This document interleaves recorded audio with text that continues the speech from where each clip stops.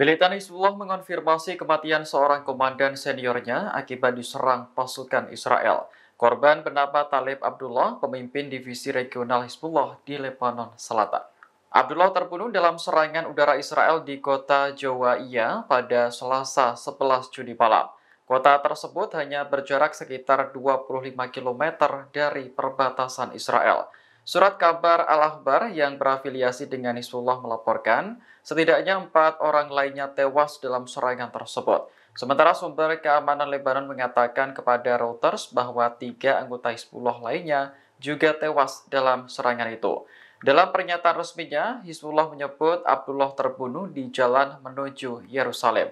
Istilah ini sering dipakai untuk menggambarkan para pejuang yang gugur membela Palestina.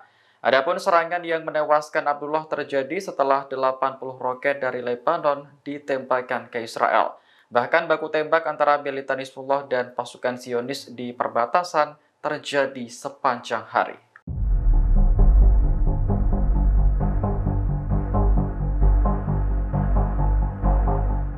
Israel menggunakan taktik penyawaran dalam operasi penyelamatan sandera di Nusairat Gaza akhir pekan lalu. Dalam operasi tersebut, 4 sandera berhasil dibebaskan, namun lebih dari 250 warga Palestina tewas. Menurut laporan ABC News, pasukan khusus Israel menyamar sebagai pengungsi Palestina yang mencari tempat tinggal.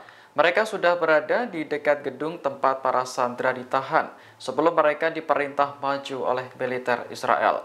Sumber keamanan Israel mengatakan misi tersebut berlangsung pada Sabtu 8 Juni pukul 11 siang. 4 sandera yang dibebaskan yakni Almog Mirjan, Noah Argabani, Andrei Kozlov, dan Shlomi Ziv. Mereka dibawa pulang ke Israel menggunakan helikopter militer.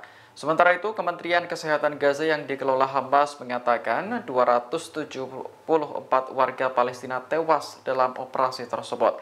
Banyaknya korban sipil yang terbunuh dikarenakan lokasi sandera ditahan dekat dengan kamp pengungsian. Nusairat sendiri adalah sebuah kamp pengungsi yang sangat luas di Gaza Tengah. Buntut serangan ini, sejumlah negara di dunia beramai-ramai mengutuk Israel.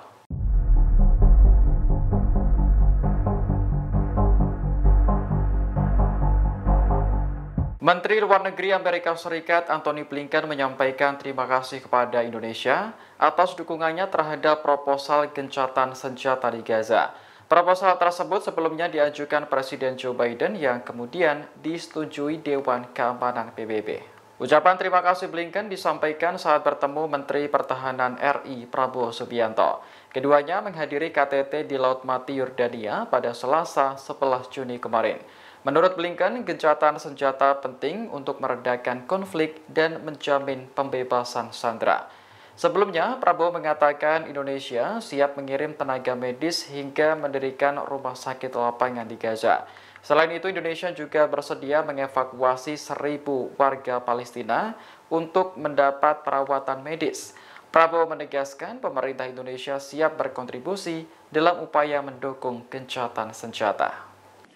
Indonesia was one of the first to support the proposals recently announced by the President of the United States, Mr. Biden.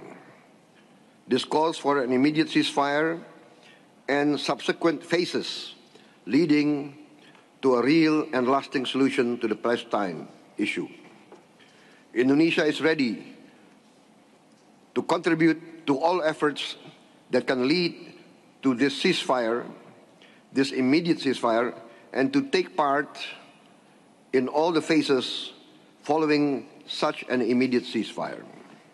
Download Tribun X sekarang, menghadirkan lokal menjadi Indonesia.